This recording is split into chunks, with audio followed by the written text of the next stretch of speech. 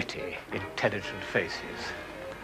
They're the successful dramatists of 18th century Paris, and their busts stand in the foyer of the French National Theatre, that theatre which for 100 years did so much to promote good sense and humanity.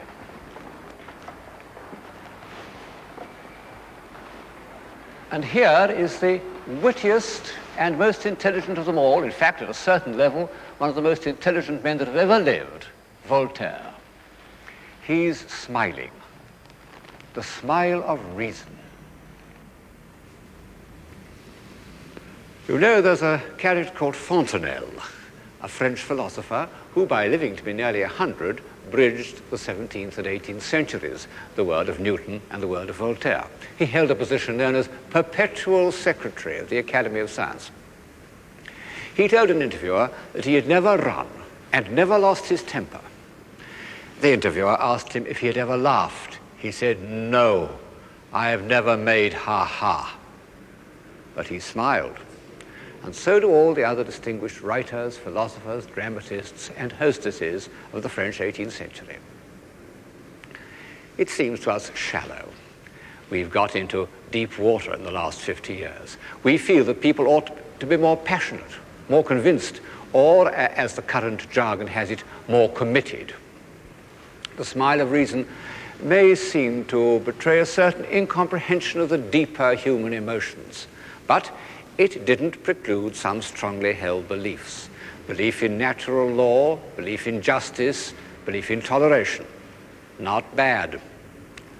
The philosophers of the Enlightenment pushed European civilization some steps up the hill. And in theory, at any rate, this gain was consolidated throughout the 19th century. Up to the 1930s, people were supposed not to burn witches and other members of minority groups, or extract confessions by torture, or pervert the course of justice, or go to prison for speaking the truth, except, of course, during wars. This we owe to the movement known as the Enlightenment, and above all, to Voltaire. Although the victory of reason and tolerance was won in France, it was initiated in England, and the French philosophers never concealed their debt to the country that, in a score of years, had produced Newton, Locke, and the bloodless revolution. When Voltaire visited England in the 1720s, it had enjoyed a quarter of a century of very vigorous intellectual life. And although Swift, Pope, and Addison might give and receive some hard knocks in print, they weren't physically beaten up by the hired gangs of offended noblemen or sent to prison for satirical references to the establishment. Both these things happened to Voltaire, and as a result, he took refuge in England in 1726. It was the age of the great country houses, and in 1722, the most splendid of all had just been completed for Marlborough. There it is, Blenheim Palace.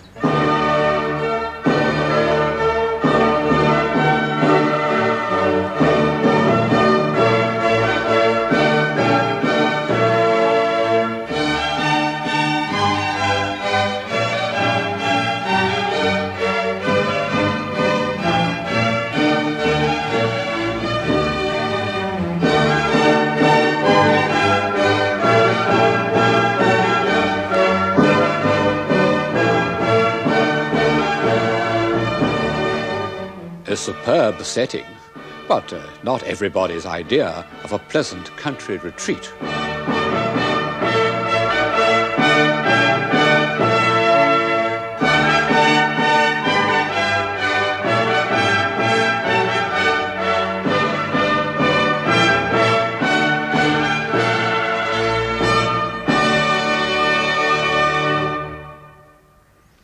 When Voltaire saw it, he exclaimed, "What a great heap of stone, without charm or taste."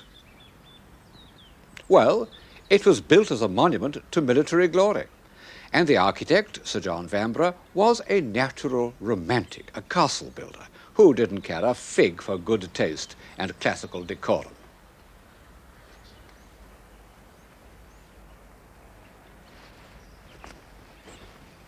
'18th century England was the paradise of the amateur. by which I mean men rich enough and grand enough to do whatever they liked, who nevertheless did things that required a good deal of expertise. One of the things they chose to do was architecture. Wren began as a brilliant amateur, and although he made himself into a professional, he retained the amateur's freedom of approach to every problem. And two of his chief successors were amateurs by any definition.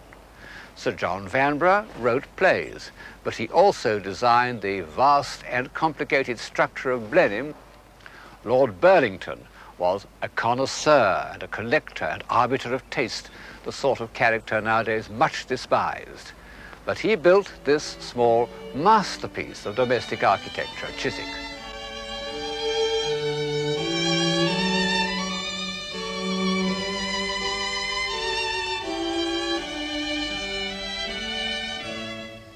One may wonder how many professional architects today could handle these problems of design as expertly as Lord Burlington has done. These steps and colonnades look very imposing, but the building behind them is quite small, about the size of an old parsonage.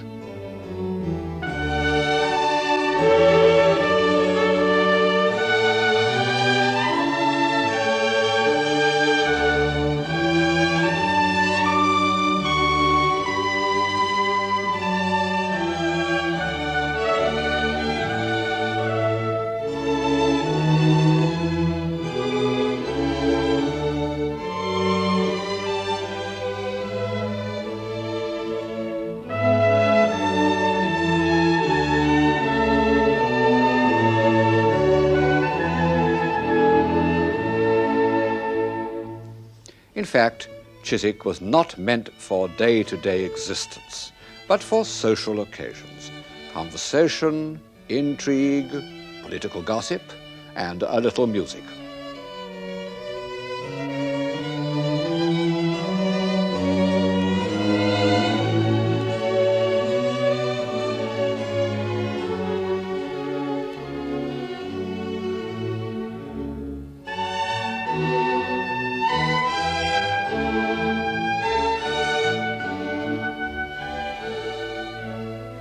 Of course, it's only a miniature, kind of glorified drill box.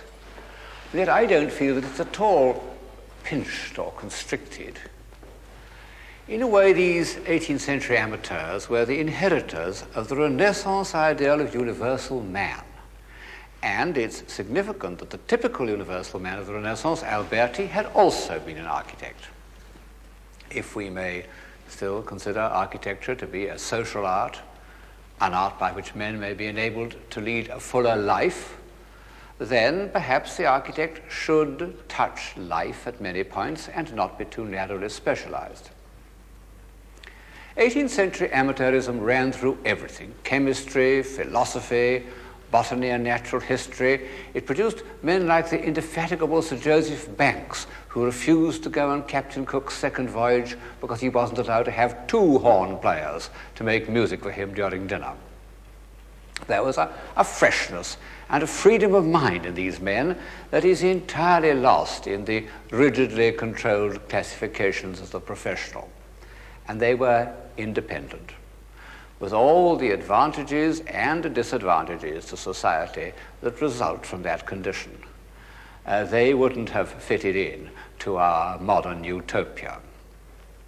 I recently heard a professor of sociology say on television, "What's not prohibited must be made compulsory." Not a suggestion that would have attracted those eminent visitors, Voltaire and Rousseau, who drew inspiration from our philosophy and our institutions and our tolerance. But as usual, there was another side to this shining medal. And of this we have an exceptionally vivid record in the work of Hogarth. The days of me youth I could be like a dove. In the days of my youth he could be like a dove, like a sparrow at all times was ready for love. Little laddie, little laddie, la-la-la-la-la-la-la-la. The life of all mortals in kissing should pass. La-la-la-la-la-la. The life of all mortals in kissing should pass. Lip to lip laddie young and the lift of the glass. Fa-la-la-la-la-dee, fa-la-la-la-la-dee, fa-la-la-la-la-la-la-la-dee. Drinking, wenching, stealing. No more than today, I suppose, but rather more openly. All this coarse life is painted with great delicacy, and although Hogarth's compositions are rather a muddle, one can't deny that he had a gift of narrative invention. In later life, he did a series of pictures of an election that are easy to follow and a very convincing comment on the much cracked-up democracy of 18th century England. Here's the polling booth with imbeciles and moribunds being persuaded to make their marks. And an old soldier loyally voting for the establishment with his hook. And here's the successful candidate, like a fat powdered capon, borne in triumph by his bruisers who are still carrying on their private feuds. And I must confess that Hogarth conquers my prejudice by this blind fiddler. A real stroke of imagination, outside the usual range of his moralizing journalism. The truth is, I think, that 18th century England, in the aftermath of its middle-class revolution, had created two societies very remote from one another. One was a society of modest country gentlemen, of which we have a perfect record in the work of a painter called Davis, comically stiff and expressionless in their cold, empty rooms. True, it developed into the world of Jane Austen, which was not lacking in critical intelligence, but was somewhat deficient in energy. The other was the urban society of which Hogarth has left us many records. Plenty of animal spirits, but not what we could call by any stretch civilization. I hope you won't think it too facile if I compare this print, called A Midnight Modern Conversation, with a picture painted in the same decade called A Reading from Molière by the French artist de Troyes. In this series, I've tried to go beyond the narrower meaning of the word civilized, but all the same, it has its value, and one can't deny that this is a picture of civilized life. Even the furniture contrives to be both beautiful and comfortable at the same time. And one reason is that whereas all the characters in Hogarth's Midnight Conversation are male, 5 out of the 7 figures in the de Troyes are women. In talking about the 12th and 13th centuries, I said how great an advance in civilization was achieved by respect for feminine qualities. And the same was true of 18th century France. I think it absolutely essential to civilization that the male and female principles be kept in balance. And I've observed that where at a party men and women hive off into separate groups, the level of civilization declines. In 18th century France, the influence of women was benevolent and, on the whole, creative. And it produced that curious institution of the 18th century, the salon. Those small social gatherings of intelligent men and women drawn from all over Europe, who met in the rooms of gifted hostesses, like Madame du Deffand, were, for 40 years, the centers of European civilization. They were less poetical than the court of Urbino, but intellectually a good deal more alert. The ladies who presided over them were neither very young nor very rich. Here's Madame Geoffrin eating dinner while her servant reads to her. We know exactly what they looked like because French artists at the time have portrayed them without flattery, but with a penetrating eye for their subtlety of mind. How did these ladies do it? Not by beauty or physical charms. They did it by human sympathy, by making people feel at ease, by tact. The success of the Parisian salon also depended on 2 accidental factors. The court and government of France were not situated in Paris, but here in Versailles.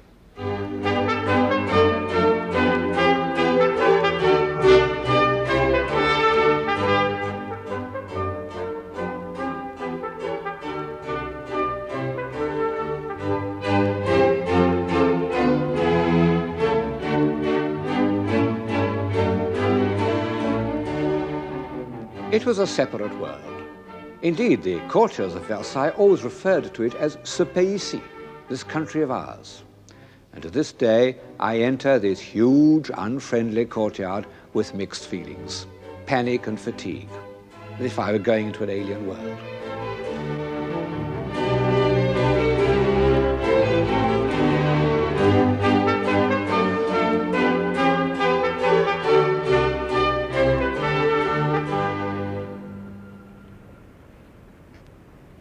But the remoteness of Versailles had this good result, that Parisian society was free from the stultifying rituals of court procedure and the trivial day-to-day preoccupations of politics.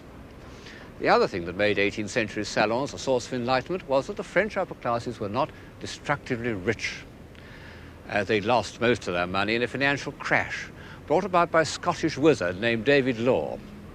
As I've said several times, a margin of wealth is helpful to civilization, but for some mysterious reason, great wealth is destructive. I suppose that some discipline and economy is as necessary in art as it is in life. Also, great display is heartless. The south front of Versailles is a masterpiece of architectural design, but it doesn't touch us like something loved and familiar. For example, look at Chardin, the greatest painter of mid-18th century France. No one has ever had a surer taste in color and design. Every area, every interval, every tone gives one the feeling of perfect rightness. Well, Chardin didn't depict the upper classes, still less the court. He sometimes found his subjects in the thrifty bourgeoisie, and what sweet people they are. Sometimes among the working class, where I think he was happiest because he loved the basic design of pots and barrels. They are noble, in a way that a piece of Louis XV's furniture couldn't be. Chardin's pictures show the qualities immortalized in verse by La Fontaine and Molière: good sense, a good heart, an approach to human relationships both simple and delicate. And they show that these survived into the mid-18th century and survive to this day among skilled workmen, what the French call artisans, who still maintain the character of French civilization. The salons where the brightest intellects of France were assembled were more luxurious, but still not overwhelming. The furniture was in a style that may seem to us rather extravagant, but the rooms were of a normal size. People could feel that they had some human relationship with one another. After the law crash, many of the French upper classes couldn't afford houses in Paris and lived in apartments. Comfort and elegance took the place of grandeur.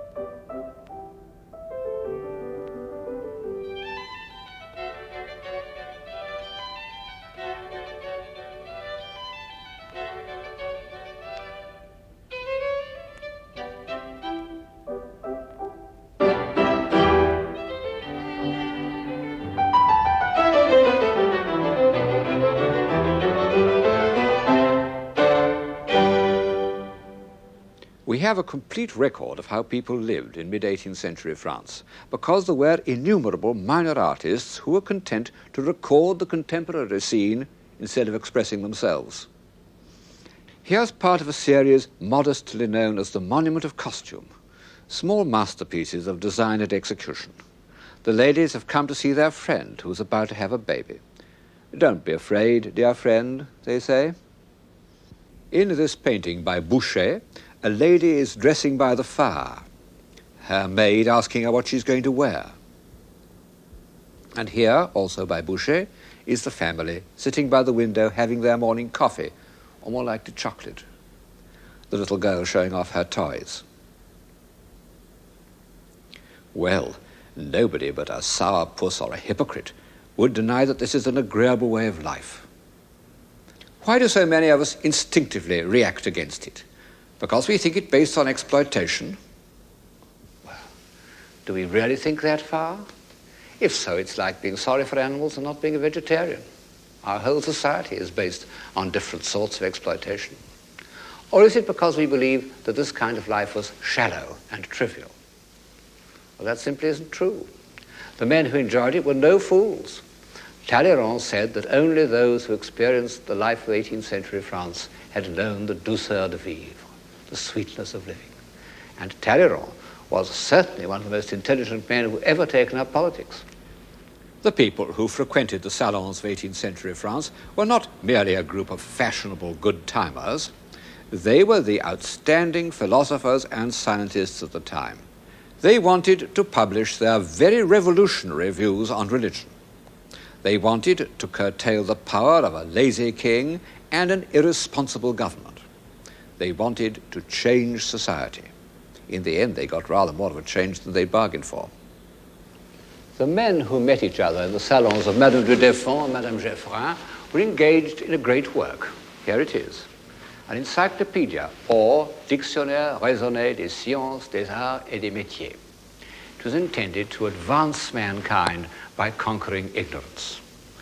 It was a gigantic enterprise, as you can see. Eventually, this is only a small part of it, eventually there are 24 folio volumes. And of course, it involved a great many contributors. But the dynamo of the whole undertaking was Diderot. There he is, in a picture by Van Loo, smiling the smile of reason, which enraged him. He said he'd been made to look like an old cocotte who was still trying to be agreeable. He was a many-sided man, very intelligent, a novelist, a philosopher, even an art critic, the great supporter of Chardin. And in the encyclopedia, he wrote articles on everything from Aristotle to artificial flowers. The aims of the encyclopedia seem harmless enough to us, but you know, authoritarian governments don't like dictionaries. They live by lies and by bamboozling abstractions, and they can't afford to have words accurately defined. The encyclopedia was twice suppressed, and by its ultimate triumph, the polite reunions in these elegant salons became precursors of revolutionary politics. They were also precursors of science. The illustrated supplement of the encyclopedia is full of pictures of technical processes. Here's one of the plates, for example, showing the polishing of wood. And then another, all the beginning here shows the making of silk for the tapestry, and this is the actual dyeing of the wool for the Gobelin tapestries. And throughout the book, there are extremely interesting examples of the techniques of the day. In the mid-18th century, science was fashionable and romantic, as one can see from this picture by Wright of Derby. The experiment with the air pump brings us to the new age of scientific invention. The natural philosopher, with his long hair and dedicated stare, perhaps a trifle theatrical, but the other characters are awfully well observed. The little girls who can't bear to witness the death of the poor pigeon, the sensible middle-aged man who tells them that such sacrifices must be made in the interest of science, and the thoughtful man on the right who is wondering if this kind of experiment is really going to do mankind much good. They're all taking it quite seriously, but nonetheless science was, to some extent, an after-dinner occupation like playing the piano in the next century. Even Voltaire, who spent a vast amount of time on weighing molten metal and cutting up worms, was only a dilettante. He lacked the patient realism of the experimenter, and perhaps such tenacity exists only in a milieu where quick-wittedness is less highly valued. In the 18th century, it emerged in a country where civilization still had the energy of newness, Scotland. Will ye go to Sheriff Muir, Bill John Owen his stewer, there to see the noble Mar and his Hieland laddies, o' the true men o' the north, Angus Huntley and Seaforth, scouring unto cross the Forth with their white cockaddies. There you'll see the banners flare, there you'll hear the bagpipes rare, and the trumpets deadly blare, wi' the cannons rattle. There you'll see the bold Macross, Camerons and Clanranald's raws, o' the clans wi' loud huzzas rushing to the battle. The Scottish character, and I'm a Scot myself, shows an extraordinary combination of realism and reckless sentiment. The sentiment has passed into popular legend, and the Scots are proud of it, and no wonder. Where but in Edinburgh does a romantic landscape come right into the centre of the town? But it's the realism that counts, and that made 18th century Scotland a poor, remote, semi-barbarous country, a force in European civilization. Let me name some 18th century Scots. In the world of ideas and science, Adam Smith, David Hume, Joseph Black, and James Watt. It's a matter of historical fact that these were the men who, soon after the year 1760, changed the whole current of European thought and life. Joseph Black and James Watt discovered that heat, in particular steam, could be a source of power. Well, I needn't describe how that has changed the world. In The Wealth of Nations, Adam Smith invented the study of political economy and created a social science that lasted up to the time of Karl Marx. In his treatise on human nature, Hume succeeded in proving that experience and reason have no necessary connection with one another, that there's no such thing as a rational belief. Hume, as he himself said, was of an open, social, and cheerful humor, and he was much beloved by the ladies in the Paris salons. I suppose they've never read that small book which has made all philosophers feel uneasy till the present day. All these great Scots lived in the grim, narrow tenements of the old town of Edinburgh, piled on the hill behind the castle. But even in their lifetime, the great Scottish architects, the brothers Adam, who had produced one of the finest pieces of town planning in Europe, the new town of Edinburgh.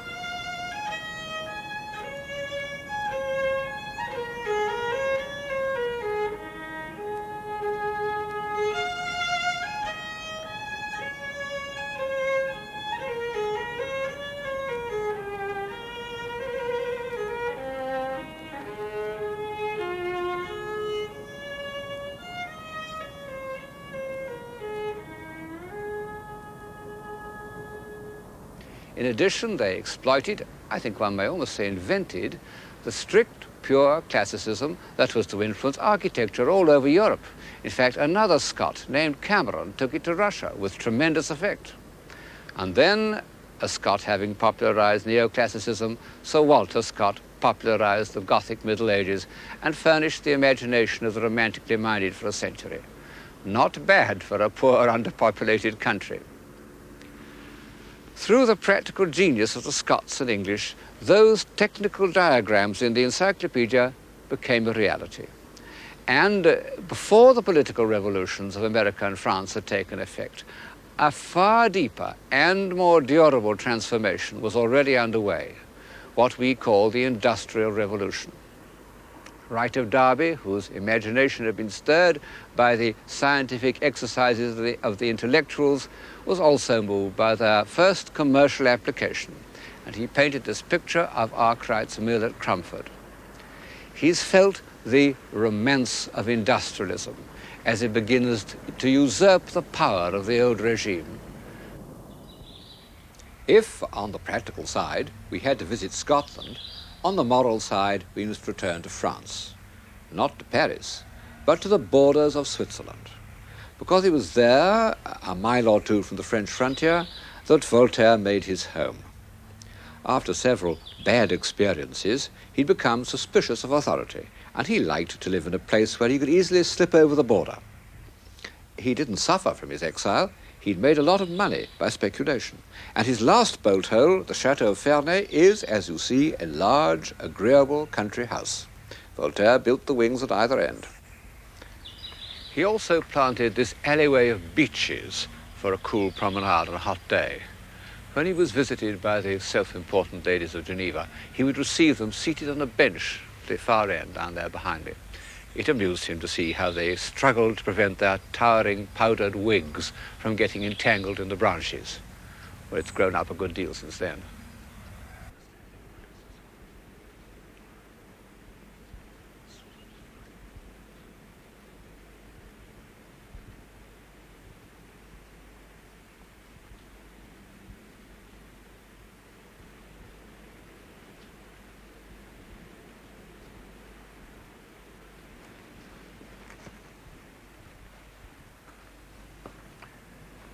It was in this room that he thought up devastating witticisms with which to destroy his enemies. He may even have done so in this very chair, one of a set with the covers worked by his niece, Madame Denis. I wish I could convey the quality of his wit to you, but Voltaire is one of those writers whose virtue is inseparable from his style, and true style is untranslatable. He himself said, "One word in the wrong place will ruin the most beautiful thought." Still more would it ruin the wit and irony which were his peculiar gifts. To the end of his life he couldn't resist a joke, but on one subject he was completely serious: justice. Many people in his lifetime and since have compared him to a monkey, but when he came to fighting injustice, he was a bulldog. He never let go. He pestered all his friends, he wrote an unending stream of pamphlets, and finally he had some of the victims, like these members of a Protestant family named Calas, who had been cruelly persecuted in Bordeaux, living at his expense at Ferney. Gradually the world ceased to think of him as an impudent libertine, but as a patriarch and sage. And by 1778, he at last felt it safe to return to Paris. He was 84. No victorious general, no lone flyer has ever been given such a reception. He was hailed as the universal man and the friend of mankind. People of all classes crowded round his house, drew his carriage, mobbed him wherever he went. Finally, his bust was crowned on the stage of the Théâtre Français. Naturally, it killed him, but he died triumphant.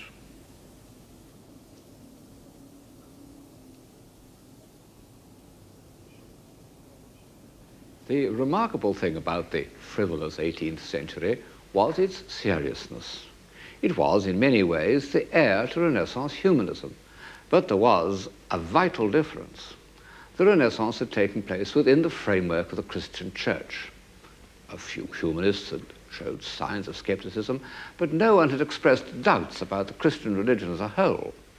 People had the comfortable moral freedom that goes with an unquestioned faith.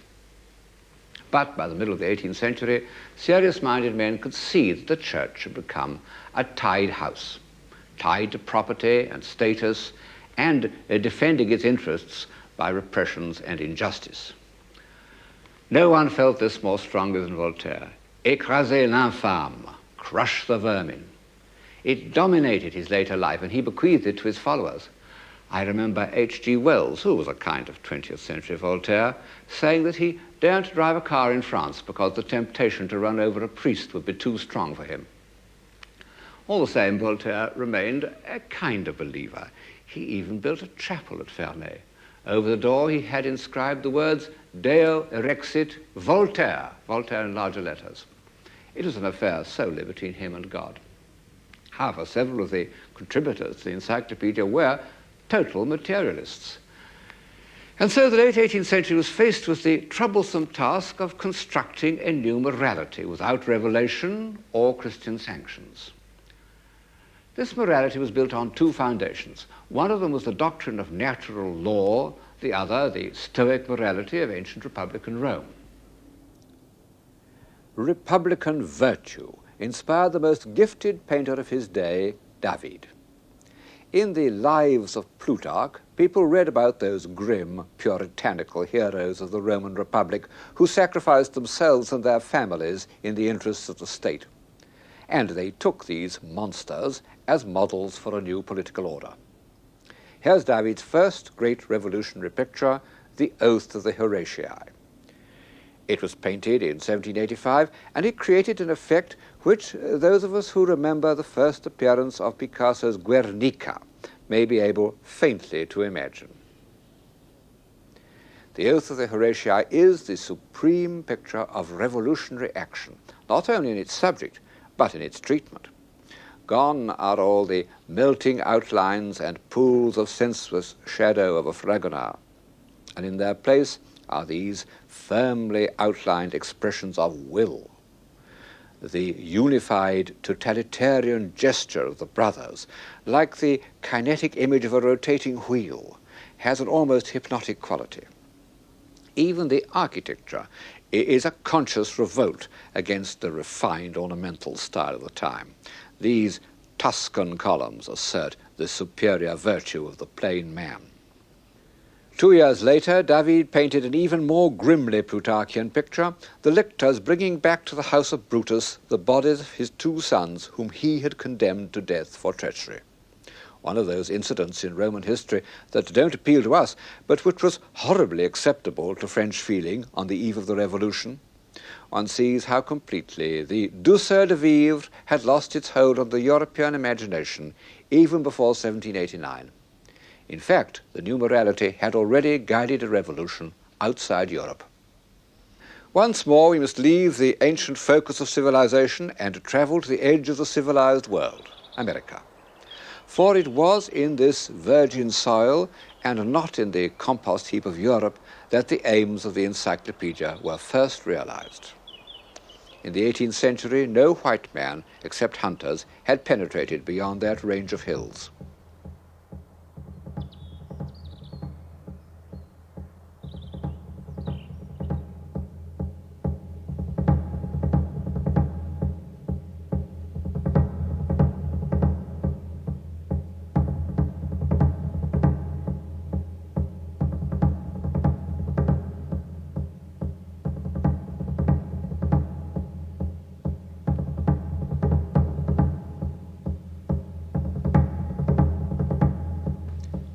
But here, on the border territory of the Indian, the trapper, and the buffalo, a young Virginian lawyer elected to build his home in the 1760s. His name was Thomas Jefferson, and he called his house Monticello, the Little Mountain. It must have been an extraordinary apparition in that wild landscape.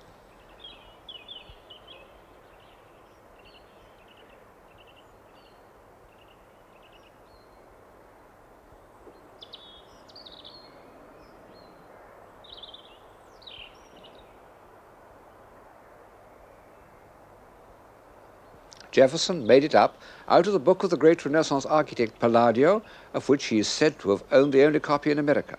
But of course, he had to invent a great deal of it himself, and he was highly inventive. The interior of the house betrays the obstinate ingenuity of a creative man who is determined to work out everything for himself. This is his idea for a bed placed between 2 rooms in the wall, so that he could get out either side, either into his study or his sitting room. And to dress, he went up this little circular stair to the room above. And this was his own design for spectacles in a little box the size of a patch box. They look a little small, but in fact you can read by them perfectly well, and with them I can read his own edition of Vitruvius, the classical architect who inspired so much of his building.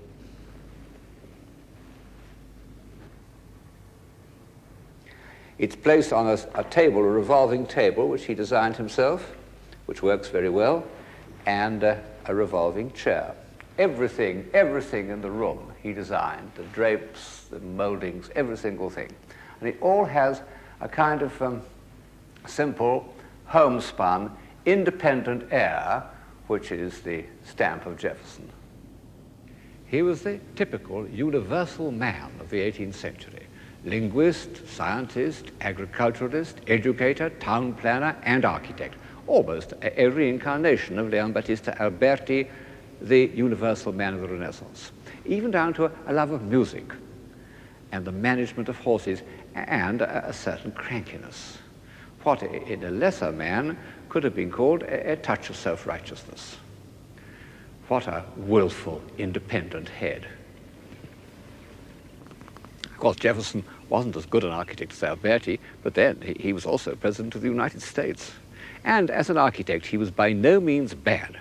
Monticello was the beginning of that simple, almost rustic classicism that stretches right up the eastern seaboard of America, right up to Massachusetts, and lasted for 100 years, producing a body of simple, civilized, domestic architecture equal to any in the world. And it reflects the grave self-assurance of the founders of the American Republic. Jefferson is buried in the grounds of Monticello. He left instructions for his tomb, On it were to be inscribed the following sentences and not a word more. Here was buried Thomas Jefferson, author of the Declaration of American Independence, of the Statute of Virginia for Religious Freedom, and father of the University of Virginia.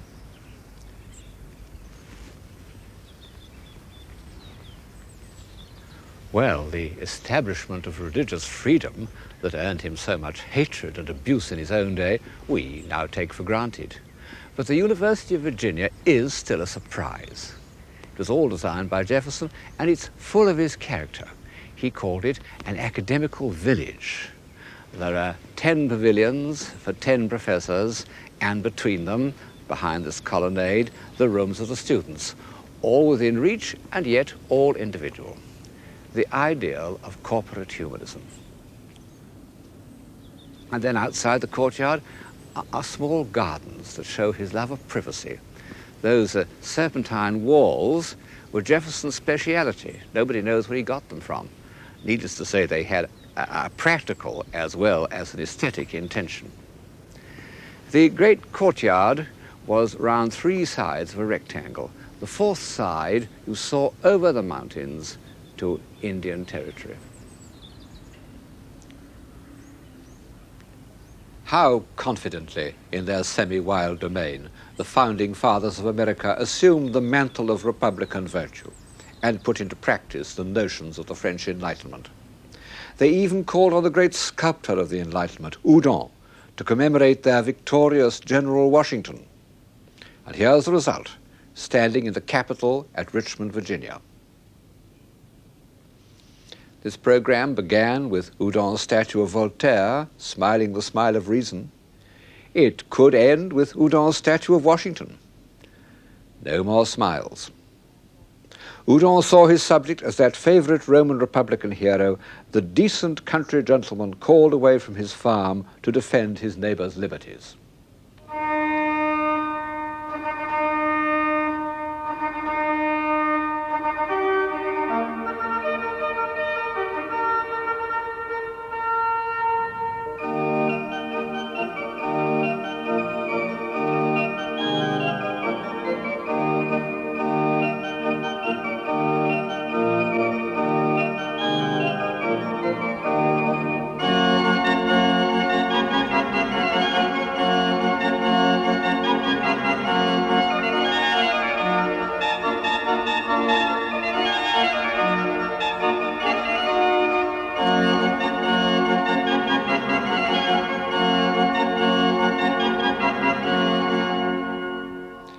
In fact, the War of Independence lasted 6 years, and at the end of it, the British totally withdrew their forces, and the new republic was born. Washington retired to his farm at Mount Vernon. The ideas of the French Enlightenment influenced the founders of the American Constitution, and in return, the success of the American Rebellion played a part in inspiring the French to overthrow their monarchy. After the storming of the Bastille, Lafayette sent the key of that infamous prison as a present to Washington. Washington hung it in the hall at Mount Vernon, and there it has stayed ever since. By this date, Washington had little time to spend at his home farm on the banks of the Potomac. He had been elected first President of the United States.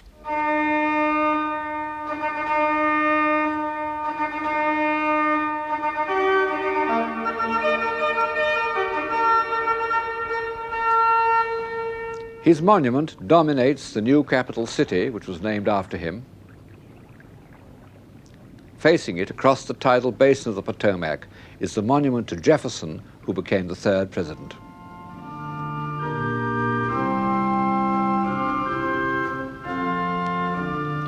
Not only the Palladian architecture, but the music has crossed the Atlantic. God Save the King has become My Country 'Tis of Thee.